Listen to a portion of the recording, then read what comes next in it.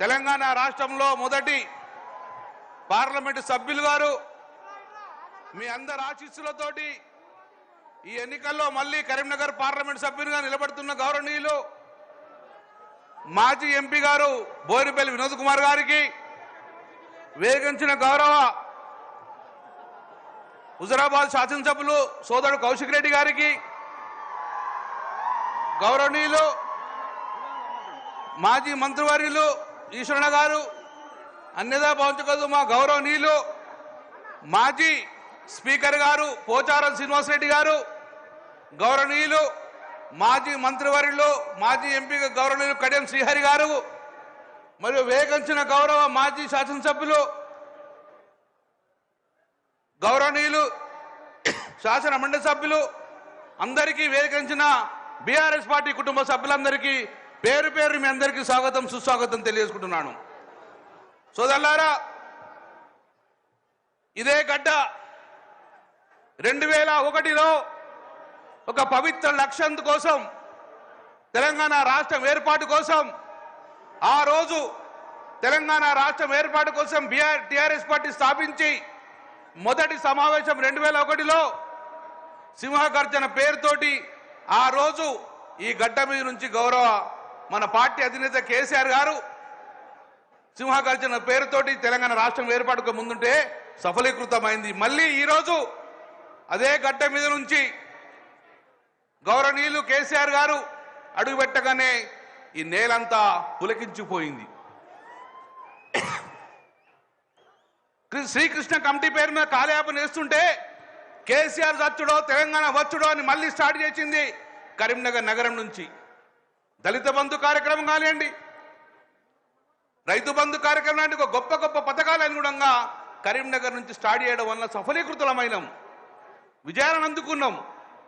అందుకే ఈరోజు 10 సంవత్సరాల పరిపాలనలో రైతులు కానీ రాష్ట్రం కానీ సుభిక్షంగా ఉన్న సమయంలో ఈరోజు మళ్ళీ రాష్ట్రంలో కాంగ్రెస్ ప్రభుత్వం రావడం, ఈరోజు మళ్ళీ మనం పార్లమెంట్ ఎన్నికలకు ముందుకెళ్తున్నాం. మరి తెలంగాణ రాష్ట్రం రాకముందు తెలంగాణ యొక్క గొంతు పార్లమెంట్లో వినిపించే నాయకులు లేకుండే. కానీ ఈరోజు మళ్ళీ కాంగ్రెస్ పార్టీ కానీ బీజేపీ పార్టీ కానీ తెలంగాణ కోసం మాట్లాడే అవకాశం లేదు. తెలంగాణ గొంతుకలు కాలేకపోతుర్రు. మరి తెలంగాణ రాష్ట్రం ప్రయోజనం కాపాడాలంటే మళ్ళీ బీఆర్ఎస్ పార్టీ గొంతుగా పార్లమెంట్లో వినవాల్సిన బాధ్యత మనది ఉన్నది. అందుకే ఆ రోజు గౌరవనీయులు పార్లమెంట్ సభ్యులుగా, ఒక సక్సెస్ఫుల్ పార్లమెంట్ సభ్యులుగా వినోద్ కుమార్ గారు, ఈరోజు మీరు కరీంనగర్ నగరం ఇంత అద్భుతంగా స్మార్ట్ సిటీగా మారిందంటే దానికి కారకులు ఆ రోజు వినోద్ కుమార్ గారు ఎంపీగా ఉండడం వల్ల గౌరవ ముఖ్యమంత్రి గారు కేసీఆర్ గారు హైదరాబాద్ తర్వాత చూస్తాం ఫస్ట్ నగరం అభివృద్ధి కావాలని చెప్పి స్మార్ట్ సిటీ ప్రదాత అప్పుడు వినోద్ కుమార్ గారు. ఆ రోజు తెలంగాణ గలం వినిపించి మనకు అర్హత లేకున్నా కరీంనగర్ నగరానికి స్మార్ట్ సిటీ ఇచ్చి ఇంత గొప్పగా నగరాన్ని అభివృద్ధి చేసుకున్నాం. రైల్వే లైన్ కానివ్వండి, స్టేట్ లైన్ నేషనల్ హైవేస్ కానివ్వండి, ఏ రకమైన మన తెలంగాణ ప్రజలు కాపాడే గొంతుగాను ఆ రోజు వినోద్ కుమార్ గారు వినిపించారు. మళ్ళీ మనందరం గుణంగా ఇటు కేంద్ర ప్రభుత్వం, ఇటు కాంగ్రెస్ పార్టీ కానీ బీజేపీ పార్టీ కానీ గొంతుకలు కాలేరు, తెలంగాణ ప్రజలు కాపాడలేరు. అందుకే మళ్ళీ మన తెలంగాణ ప్రయోజనాలు కాపాడాలంటే మన నీళ్లు మనకు రావాలి, మన అభివృద్ధి మనకు రావాలంటే మళ్ళీ మీరందరూ ఒక్కసారి చప్పటితో ఆశించాలి. వినోద్ కుమార్ గారిని పెద్ద మెజార్టీతోటి మనం గెలిపిస్తే తెలంగాణ రాష్ట్రం అభివృద్ధి జరుగుతుంది, కరీంనగర్ యొక్క పార్లమెంట్ అభివృద్ధి అవుతుంది. అందుకే ఈరోజు మళ్ళీ ఒక పవిత్ర లక్ష్యం కోసం 17 మంది పార్లమెంట్ సభ్యులు గెలిపేయాలని చెప్పి ఇదే గడ్డ నుంచి మళ్ళా మన అధినేత ఆనాడు సింహ గర్జనతోటి మొదలుపెట్టిండు. ఈ రోజు కరీంనగర్ కథన పేరుతోటి మళ్ళీ ముందుకు మనం కథన పోతున్నాం. కాబట్టి తప్పక ఈ గడ్డ మనకు ఎప్పుడంగా సఫలీకృత రిజల్ట్ వచ్చింది. కాబట్టి ఈసారి తప్పగా మనం మెజార్టీగా మనం పార్లమెంట్లో మెజార్టీ స్థానాలను చంపించుకొని ఎంపీలో గెలిపించుకొని మన తెలంగాణ రాష్ట్రం యొక్క ప్రయోజనం కాపాడడానికి ఈరోజు మన మధ్యకు వచ్చిన మరొక్కసారి మన అధినేత గౌరవనీయులు కేసీఆర్ గారికి మీ అందరికీ చప్పరతలు స్వాగతం సుస్వాగతం సార్. జై తెలంగాణ, జై కేసీఆర్. గౌరవనీయులు, ఈరోజు మన పార్లమెంట్ అభ్యర్థి మాజీ పార్లమెంట్ సభ్యులు ప్లానింగ్ బోర్డు వైస్ చైర్మన్ గారు వినోద్ కుమార్ గారు మాట్లాడుతూ కోరుతున్నాను.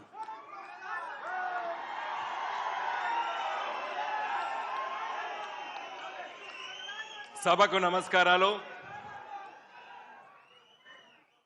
సభా నిర్వాహకులు గంగుల కమలాకర్ గారు, మరి నేటి ముఖ్య అతిథి తెలంగాణ రాష్ట్ర ఉద్యమ నేత, తెలంగాణ రాష్ట్రాన్ని సాధించిన నేత, తెలంగాణ రాష్ట్ర తొలి ముఖ్యమంత్రి మన నాయకుడు, మన కేసీఆర్, మన కల్వకుంట్ల చంద్రశేఖరరావు గారికి, అదేవిధంగా మన పోచారం శ్రీనివాస్ రెడ్డి గారు,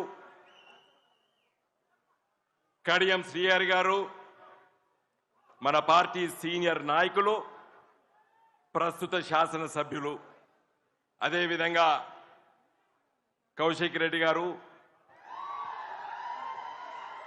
జిల్లా పార్టీ అధ్యక్షులు జీవి రామకృష్ణ గారు, తోట ఆగయ్య గారు, తర్వాత మరి వేదికపై చాలా మంది మిత్రులున్నారు, పెద్దలున్నారు, జిల్లా పరిషత్ చైర్మన్లు, జెడ్పీటీసీ సభ్యులు, ఎంపీపీలు, అదేవిధంగా తెలంగాణ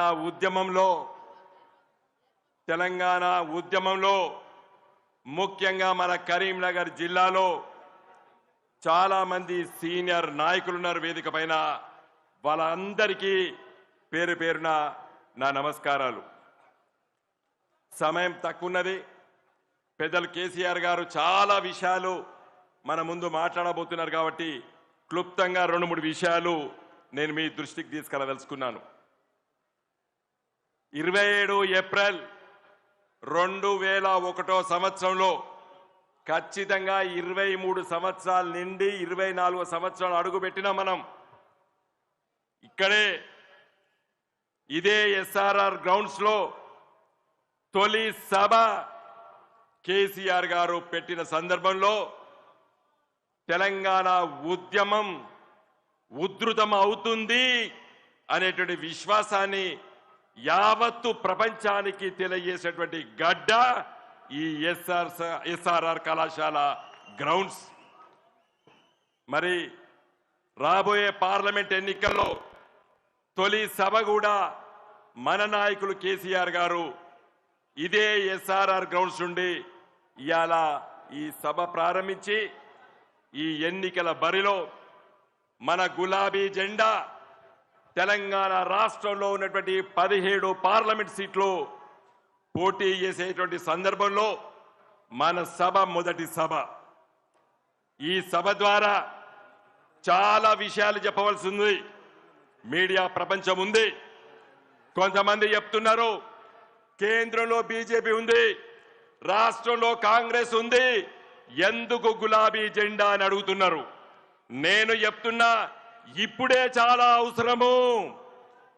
తెలంగాణ కోసం, తెలంగాణ స్పృహ ఉండి, తెలంగాణ ఆలోచన ఉండి, తెలంగాణ ప్రజల సంక్షేమం కోసం, తెలంగాణ రాష్ట్ర అభివృద్ధి కోసం, తెలంగాణ రాష్ట్రానికి ఏ ఆటంకం జరగకుండా ఉండాలంటే గులాబీ జెండా ఎంపీలు ఈరోజు పార్లమెంట్లో ఉండాలి. ఇప్పుడే చాలా ఆవశ్యకత ఉన్నది. ఏం చేస్తారో తెలియదు ఈ బీజేపీ కాంగ్రెస్ వాళ్ళు. 2014లో మీ దీవెనల వల్ల నేను పార్లమెంట్